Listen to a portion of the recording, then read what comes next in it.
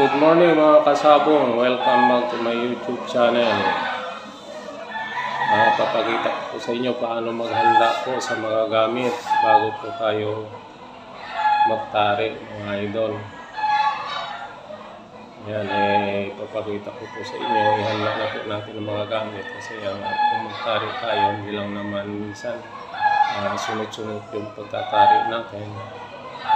Kaya kailangan na kahanda na yung mga gamit natin mga idol, mga guys. Papakita ko sa inyo. Mga idol, mga gamit ko. Ito po, ayusin po natin. Medyo magulo po kasi kahapon ginamit ko. Hindi ko na inayos. Gawa nga na gabi na kami nakauwi. Ngayon, ayusin ko po para gagamitin na maya-maya konti. Ayan, mga idol. Busog-busog na sakit para maging tuwid po muli. Ayan, yan na lang po natin. Ano lang po natin, padulas lang po natin dito. Tapos sa kabila, dito naman, sa kabila naman po. Ayan.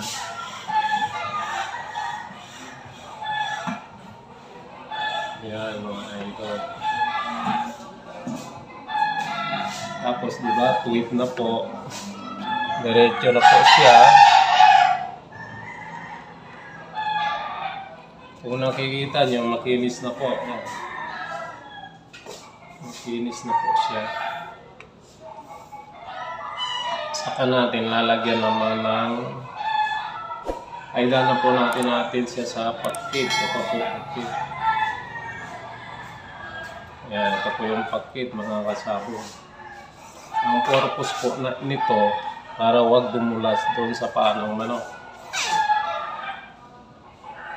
Kaya lalagyan natin ng pakit.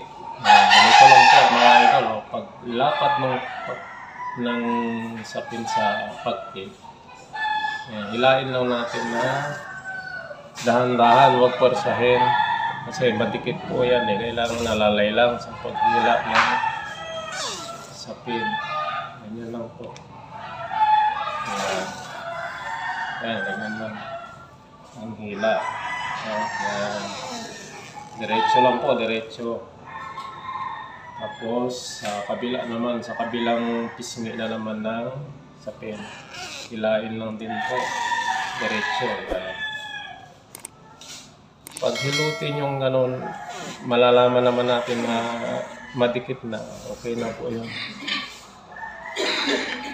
Ayusin na po natin, ganyan na po natin ulit, balik natin sa dati ang ayos ng ating sapin. Ayan, ganyan. Para mamaya gamitin natin, madikit na po siya idol, okay na siya. Hindi na po tayo, lalo pa ang sunod-sunod tinatarian natin, hindi na tayo maglagay pa ng pakit kasi meron na po, nakahanda na siya. Ayan. Ito naman idol, isang gamit lang din po ito. Galing to doon sa mga taga-kalas ng mga tari, hindi maayos, aayusin po natin ulit. Okay pa to, isang gamit pa lang, magagamit pa muli po ito. Ganyan, iya po natin, kalasin natin yung ginawa nilang kuwan. Ayan, gano'n natin, ganyan natin, ibubut natin muli. Ayan o. Medyo may konti-konting dumi, pero okay lang yan idol. Matibay pa yan, matibay pa po ito. Kasi nila magagamit pa talaga.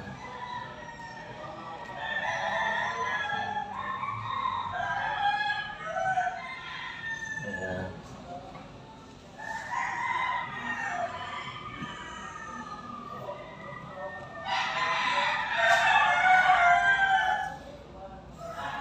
Hindi na natin, budbud na natin.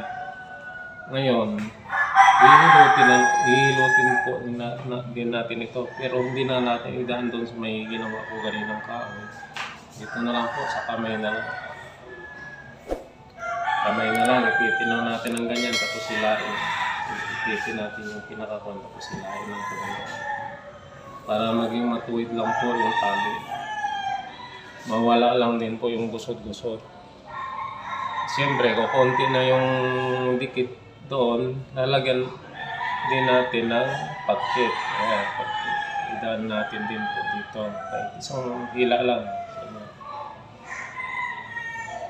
Para maging madikit din po siya mga kasabon.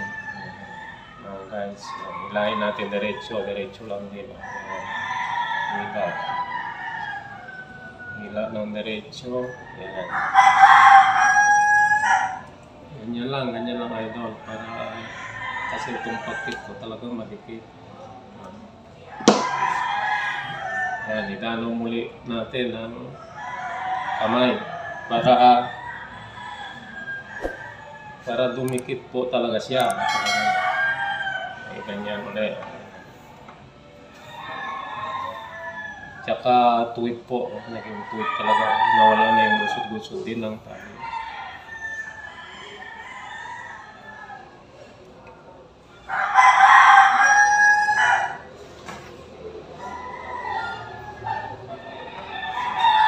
Tapos ilagay po natin nito.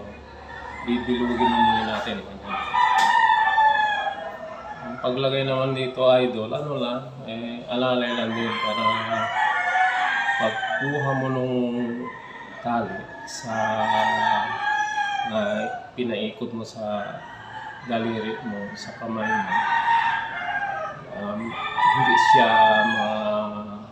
mahirap kuhanin. Nakita nyo, ayan o.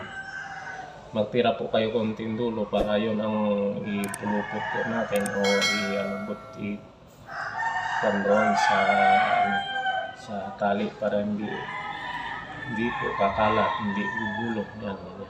Yan. Ganyan po natin. Ikot o dalawang ikot. Yung natitirang sobra, yan, sobrang natira. Ganyan po natin. Itali po natin siya sa parang numero 8. Ayan.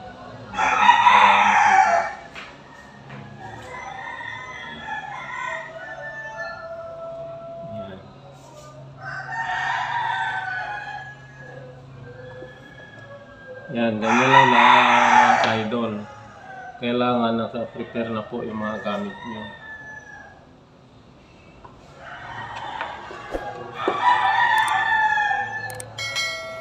Ito, nagamit ko rin to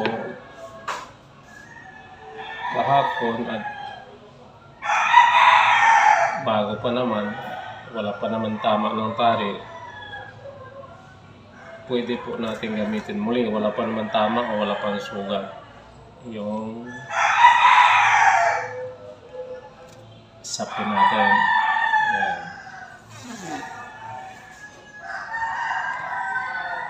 Ganun din idol, idaan ko dito sa kuwan ko. Yung nilalagay kong pampatuwid sa pampawala ng gusot-gusot ng sapin. At para maganda padlapat sa paa ng manok. Hindi nakaroon ng bukol-bukol. Yan. Yan idol, diretso lang. Para tuwid po siya.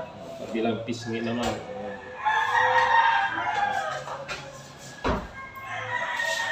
Ang paghila naman po, iwalay lang. Yan. Lagyan po natin din ng pakit. Lahat lagyan po natin ng pakit. Kabilang pisngi, hila lang diretso.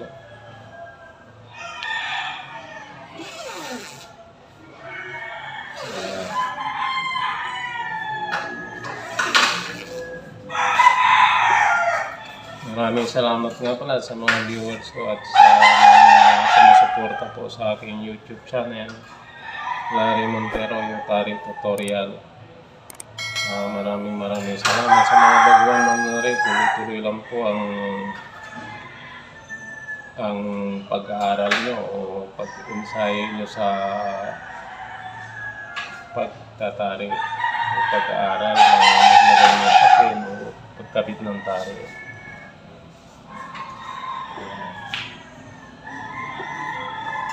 Thank you. Sa susunod po sa pag-vlog po mga kasabong. God bless all.